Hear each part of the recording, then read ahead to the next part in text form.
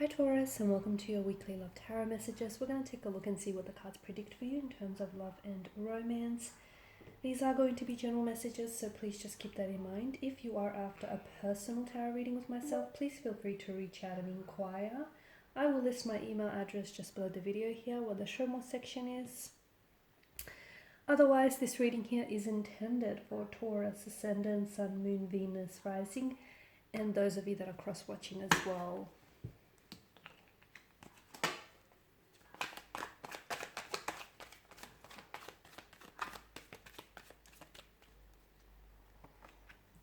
Okay.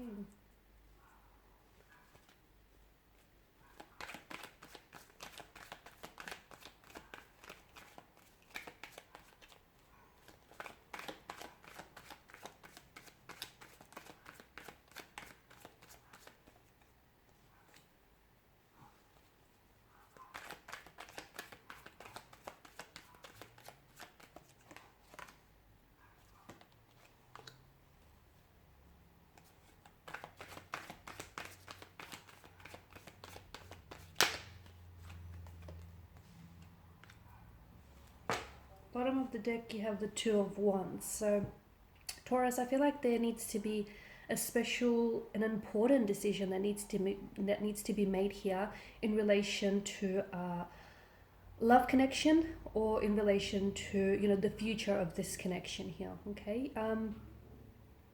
Both the decisions I feel like have pros and cons, and either choice or decision that you'll end up committing to, just be mindful that you're also committing to the ramifications of that decision here. The Six of Swords below the Two of Wands here.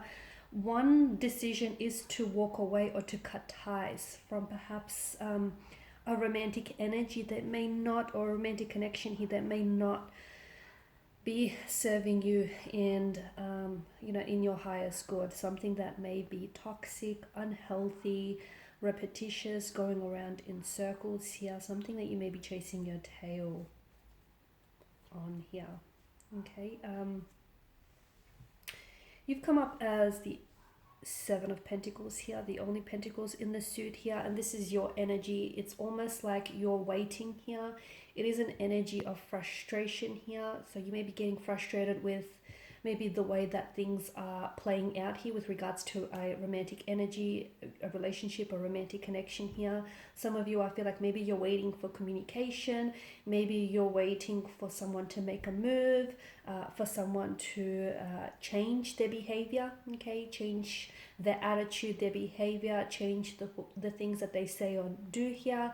I feel like some of you are truly invested into this person and into this connection here, which is why I guess walking away from this connection hasn't been easy. If it was such an easy choice and such an easy decision, I'm sure that by now you would have made that. So Seven of Pentacles, you're definitely, it's this sense of you've invested so much of yourself and so much of your time and your energy into someone or something, and definitely you're not seeing the results here. Okay. You're not seeing the results. Maybe this person here is they're filling you up with empty promises. They'll say that they change, or they'll say that they leave a third party for you. They'll say that they'll become a better person and they'll work on themselves, or they'll kick this addiction to the curb, or they'll improve on their behavior. So, and here you are, you're sticking it out and you're waiting for that time when suddenly everything will change here. The problem with waiting is that for some people or some things, you could possibly end up waiting forever, which is why it may be good to give yourself a time frame or a timeline, okay? A bit of an expiration date for whomever or whatever it is that you're waiting for, because I can see that this is unhealthy, and I can see that the longer that you stay in this type of a connection, it's draining you of your energy. Whether it's your physical, your emotional, your mental, your spiritual energy, it's obviously taking more away from your happiness than it is contributing, to this happiness. And I feel like I understand that, the devil brings in an energy with it that is very addictive, very consuming, obsessive, possessive as well. And I understand it's not just, a simple choice of walking away from something that feels so intoxicating and so consuming, but the longer you stay, much like Adam and Eve in the picture here, the longer that, you know, you begin to resemble, and you begin to resemble the devil itself, you know, the longer that you stay, you begin to, you know, the deeper the rabbit hole goes, right? So it's definitely damaging to your self-esteem here. I can see that there's a lot of fears, anxieties, and insecurities in this reading, okay? And maybe that's what's keeping you trapped, because both the cards to the side of the Seven of Pentacles to me indicates that someone feels like they have no clear way out. Someone feels like they're trapped or restricted by their set of circumstances. Someone, unfortunately, is allowing for maybe their insecurities, their flaws, their fears, their anxieties here to dictate their action, okay? And what's it doing is it's keeping them paralyzed, it's keeping them immobilized, because they're scared to make a move. They're scared to, you know, they know that, whether it's you or your energy here, they know that, you know, they have addictions to cut, to dismiss. They know that, you know, they have to improve themselves, they have to do some inner work, they have to do some healing here, they have to confront some pain, some insecurities, okay? But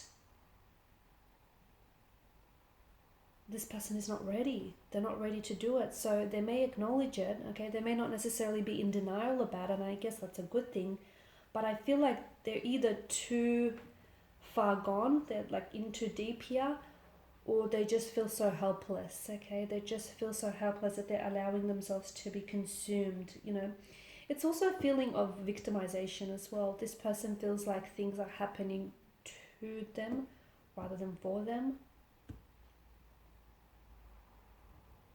Some of you, you may be in a third-party situation. You may be having a love affair here with someone who's already married or who's already committed.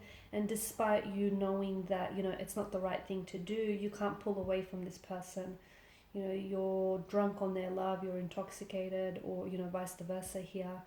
I don't see anyone dropping the third party. I don't see, because I just feel like, whether it's your energy or this person's energy, I just feel like they're immobilized here. I don't see any actions being taken, any big moves being made here, purely because this person is scared, okay? They're scared of, you know, stepping away from the life that they built up, even if their current set of circumstances aren't very comfortable and aren't very healthy.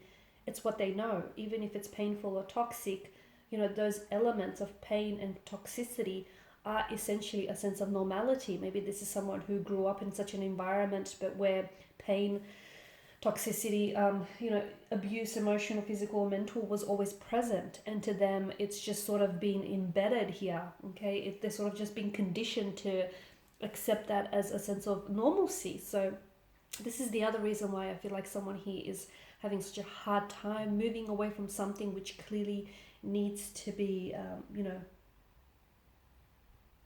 broken. It's a sense of powerless, it's a sense of imprisonment. I feel like making a decision, okay, making a decision that is going to align with your highest good, that is going to put you in a much more healthier and happier place, is going to be probably one of the best things, if not the best things you'll ever do, okay? It's what's going to, I feel like what will really get you some forward momentum and some progress here is making that decision, committing to a decision and moving forward here, okay? Then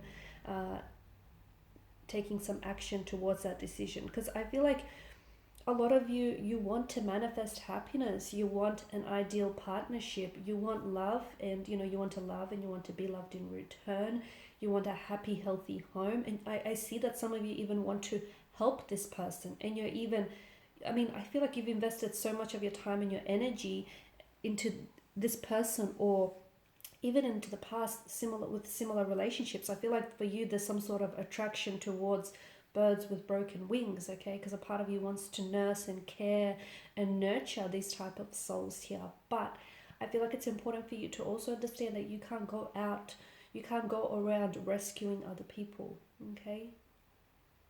As much as, you know, that would be ideal, sometimes people don't know that they need to be rescued. okay? And at the end of the day, you know, who's rescuing you? So as much as you want to help this person, I feel like they need to help themselves first and foremost, and it's a journey that they'll have to undertake in solitude, okay? Alright guys, and these are your messages. So thank you as always for watching and listening. Please show your support by liking, sharing, subscribing. For those of you interested in a personal reading, please feel free to connect. Otherwise, bye for now.